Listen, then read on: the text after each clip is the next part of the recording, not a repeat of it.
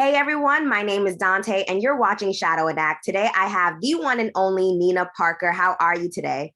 I'm good. How are you? I'm super excited to have you here. I appreciate the enthusiasm, sis. I am such a fan. I love you to death. So I cannot believe that I'm even getting a chance to speak to you. Oh, please stop. So from TMZ to The Insider, and now you're with Nightly Pop. What have you taken from those two previous roles, and how did you utilize those tools and methods into this current role? Look, I think you learn from projects that you do. I've had a lot of a lot of jobs that I love, some I didn't love.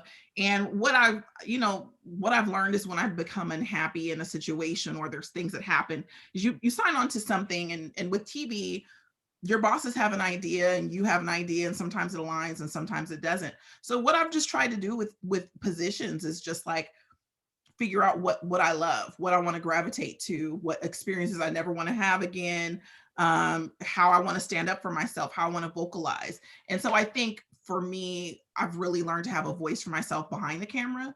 Um, and I'm okay with kind of risking my position to do what I feel is ethical. I think one thing about my career is you'll find that I've remained very ethical in the things that I do and that I say. I try to maintain those relationships and I try to be fair.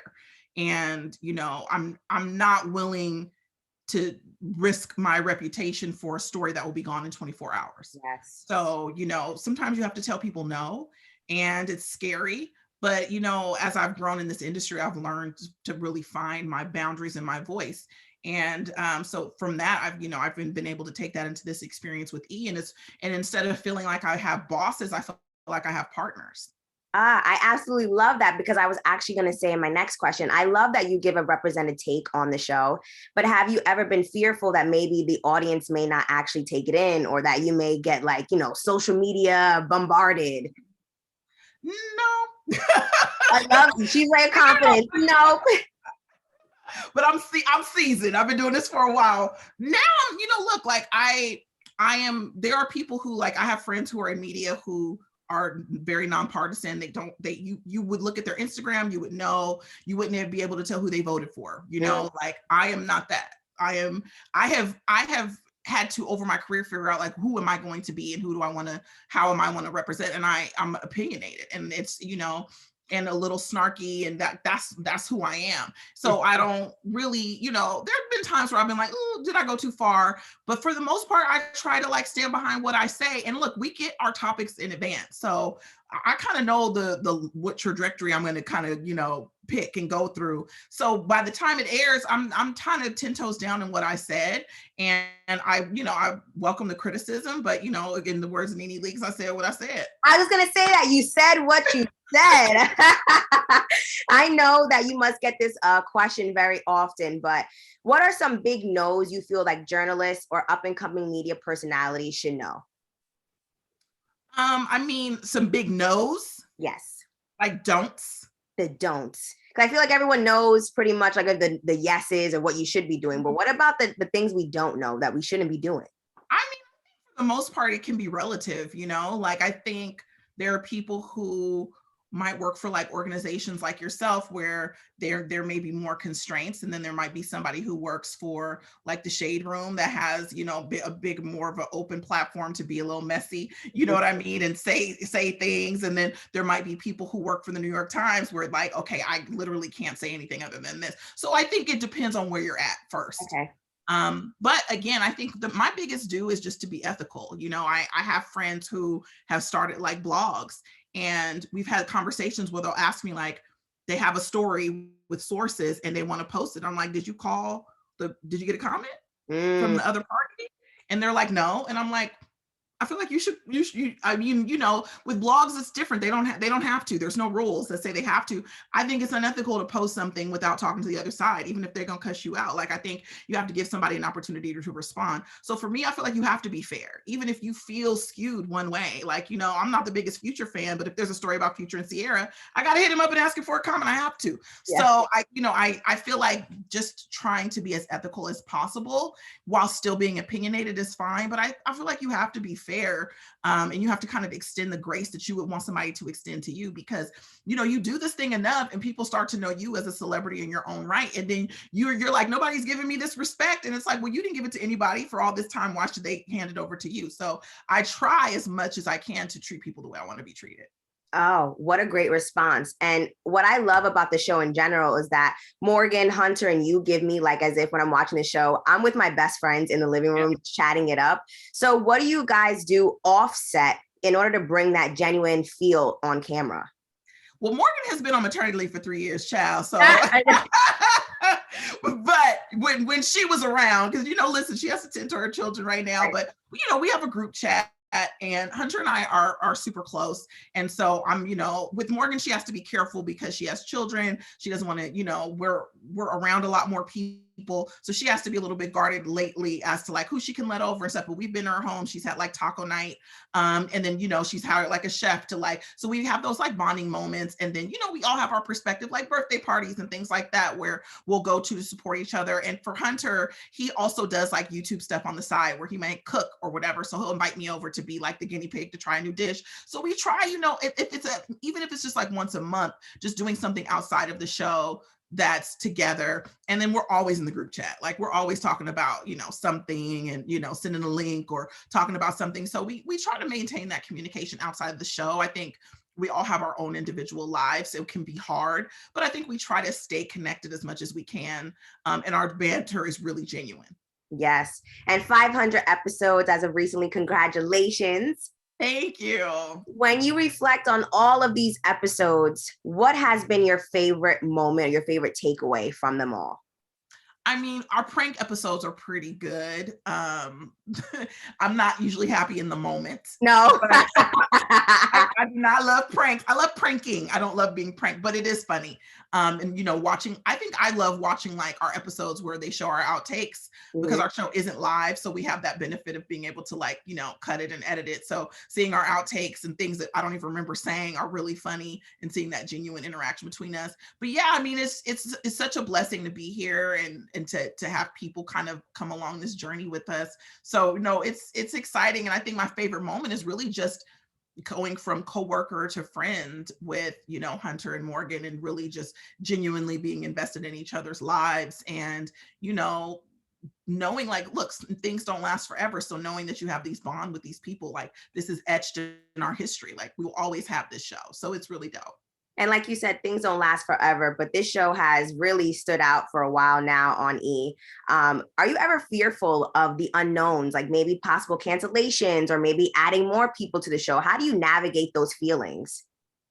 I mean, TV is unpredictable. You know, there's just what I've learned in this industry is everything changes and things can be swept, things can change tomorrow.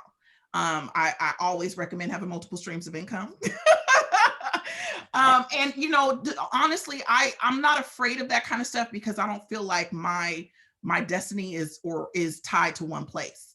So wherever I'm at, I'm going to excel. I'm going to achieve. I'm gonna give you these thoughts and I'm gonna give you this talent. So it doesn't matter necessarily what network it's on. I mean, obviously, I love where I'm at, but ultimately, like my future to me isn't ordained by one person or one place. So, you know, you kind of, life is gonna life. So, you know, these networks, one day they love you and the next day they're making a change. You can't take it personal.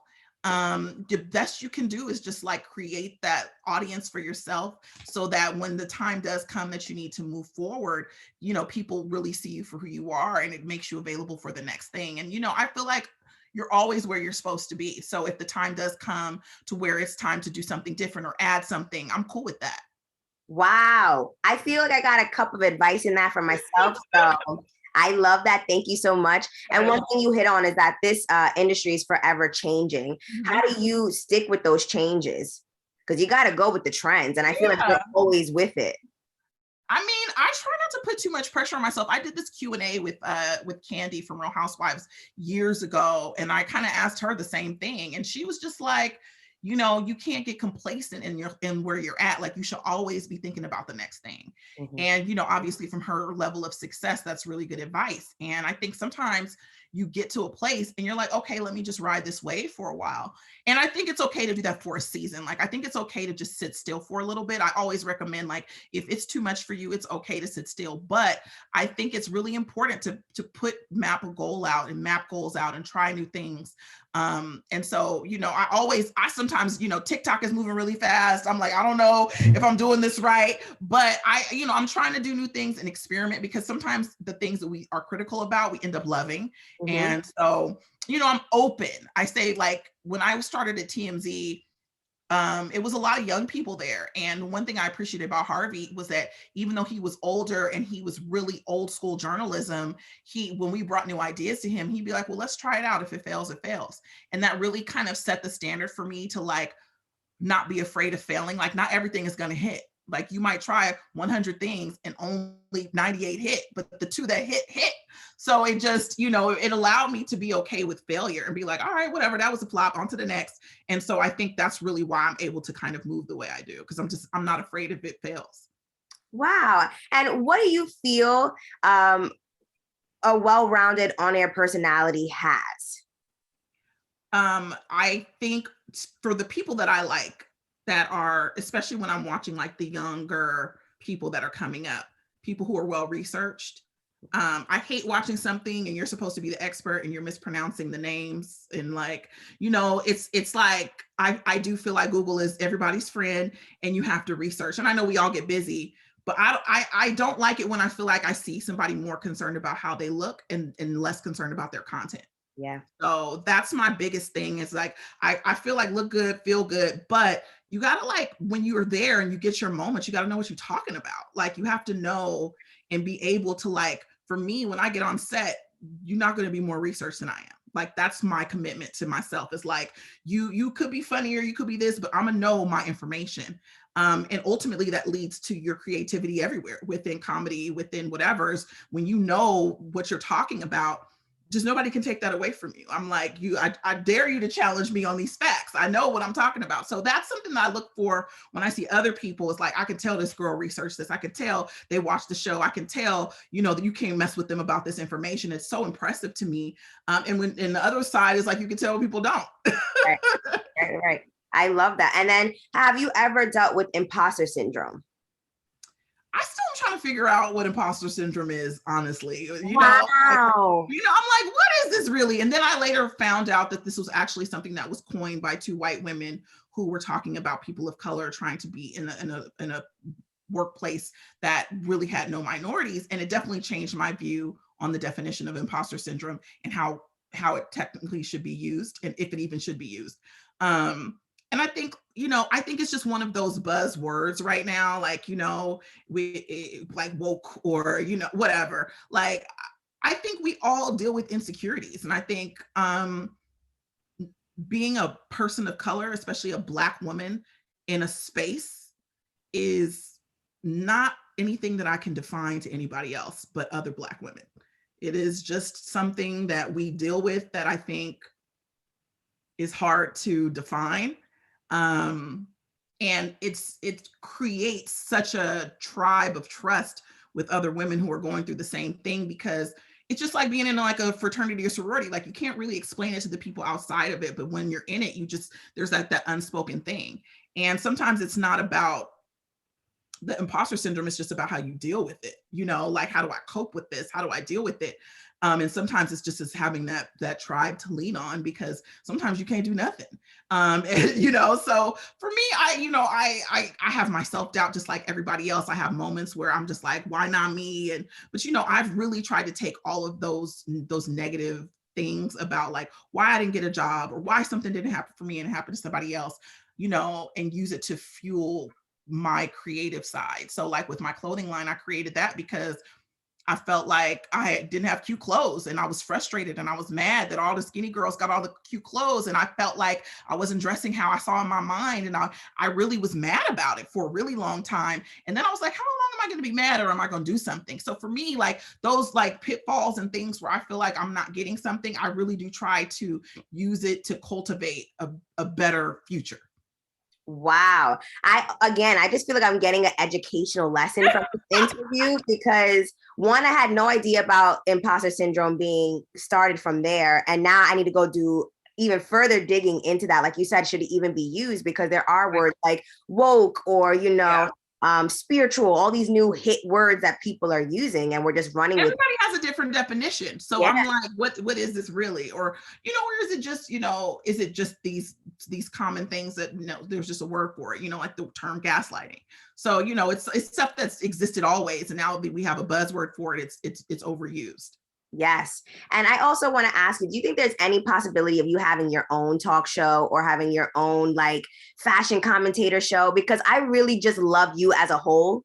I would love to see that. Ask me what's up. I'm gonna go see them right now. Like, I need a Nina Parker show today. You want to start the change.org petition? And I bet you we can make it happen. If Doja can make Taco Bell bring back the Mexican pizza, I'm gonna make it happen. Right.